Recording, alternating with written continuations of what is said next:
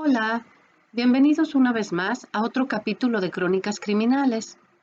Agradezco mucho que esté nuevamente aquí y agradecería también si me dejan sus likes y se suscriben.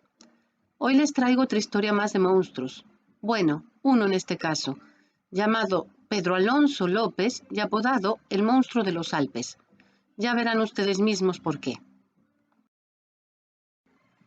Nacido en octubre de 1948 en el municipio colombiano de Venadillo, Tolima, era el séptimo de 13 hermanos, y al igual que otros muchos asesinos en serie, tuvo una infancia infeliz, marcada por la violencia y la pobreza.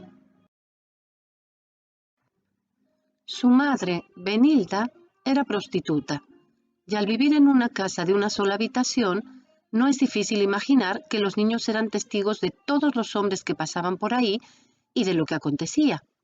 De hecho, ellos mismos eran fruto de las múltiples relaciones que mantenía Benilda. Además, estos sufrían los abusos físicos de ella, la ausencia de una figura paterna y el clima de violencia en las calles, pues se vivía una guerra civil no declarada entre liberales y conservadores que dejó 200.000 muertos. El padre de Pedro había muerto en una pelea de bar meses antes de su nacimiento.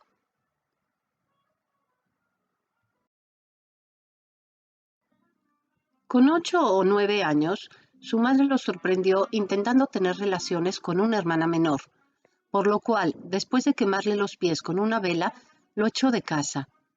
Esto hizo que Pedro se convirtiera en un vagabundo por las calles de Bogotá, donde sería violado varias veces por personas que supuestamente querían ayudarlo.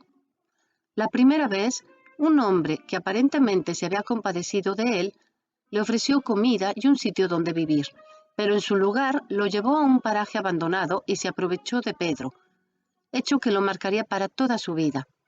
Esto hizo que él aprendiera a sobrevivir. Peleaba con cuchillos, robaba, buscaba comida en los basureros, fumaba bazuco, que es una forma impura y muy tóxica de la cocaína. A los 12 años, una familia estadounidense se lo encontró y decidió adoptarlo. Fue entonces que parecía que su vida cambiaría. Empezó a ir a la escuela y a tener lo más parecido a un hogar. Sin embargo, esta situación no duraría mucho tiempo, pues un profesor suyo abusó de él, hecho que devolvería abruptamente a las calles a Pedro. Toda la ira que llevaba dentro se desató. Tomó dinero del colegio y se fue para no volver. Pasó unos años en las calles viviendo de hurtos, siendo detenido por la policía varias veces para ser dejado posteriormente en libertad después de una buena paliza debido a ser menor de edad.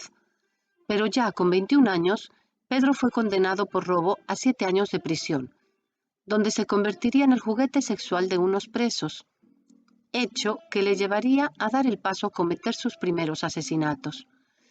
Pedro tomó la decisión de no volver a ser nunca más una víctima y degolló a sus agresores, aunque, como se consideró defensa propia, solo le añadieron 2 años más a su condena. Tiempo después, Pedro reconocería el placer que le había causado haber matado. Triste e impactantemente, Pedro asesinaría en ese tiempo a 100 niñas andinas en edades comprendidas entre los 9 y los 12 años. En una ocasión fue capturado por miembros de una tribu de ayacuchos, quienes ya sospechaban de él, mientras intentaba secuestrar a una niña de 9 años de edad.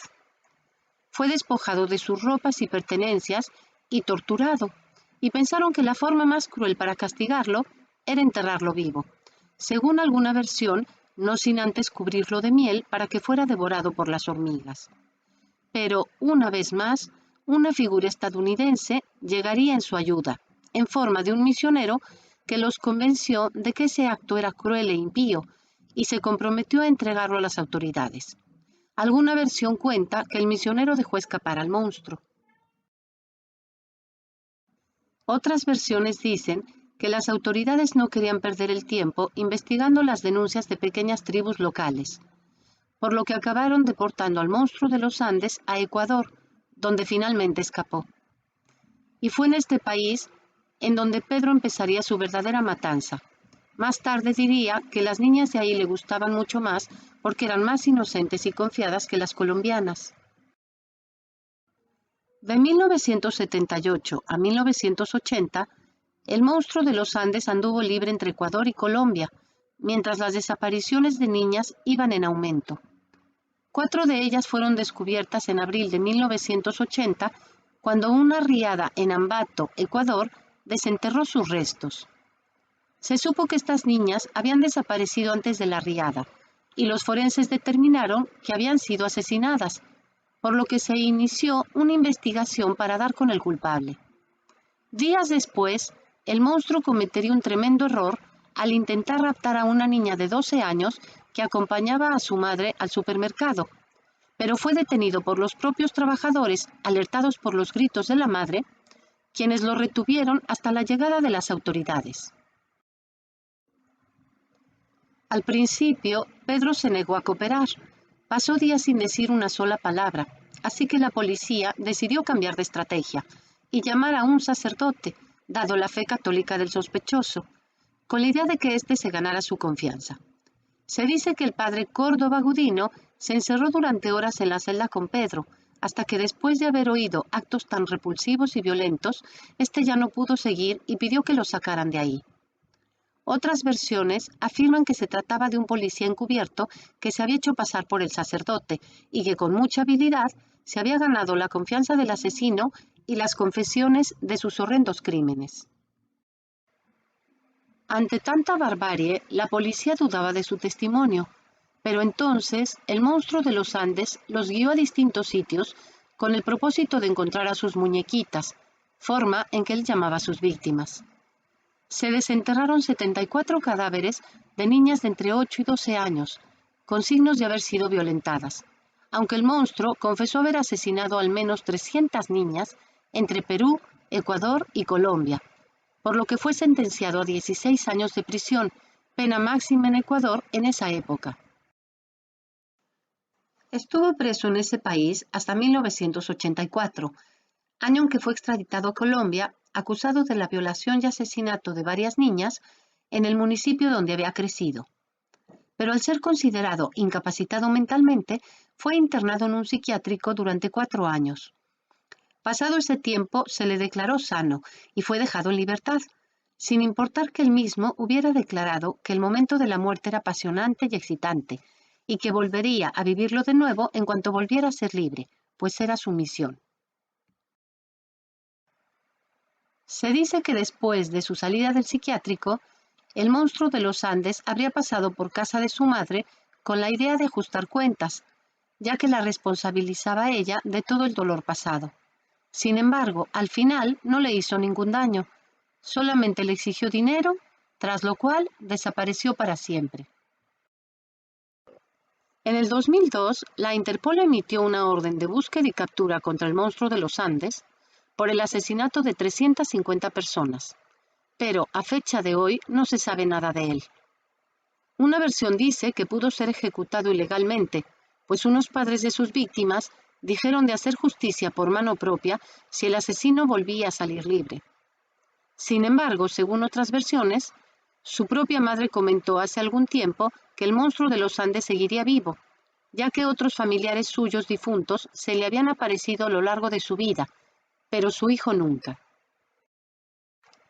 Según los exámenes psicológicos realizados al criminal, se revelaría que era un sociópata sin conciencia ni empatía, con gran habilidad para el engaño y la manipulación a través de su discurso.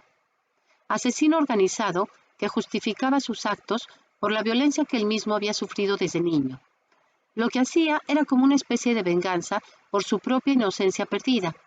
Relacionado con esto, él mismo decía: perdí mi inocencia a los 8 años, así que decidí hacer lo mismo con tantas mujeres jóvenes como pudiera. Sin embargo, según los expertos, esta no era la principal finalidad, sino la obtención de placer. Por ello, ha sido definido como un asesino hedonista. A diferencia de otros asesinos, el monstruo de los Andes no guardaba objetos de sus víctimas, no escribía sus nombres ni el orden en que las había matado.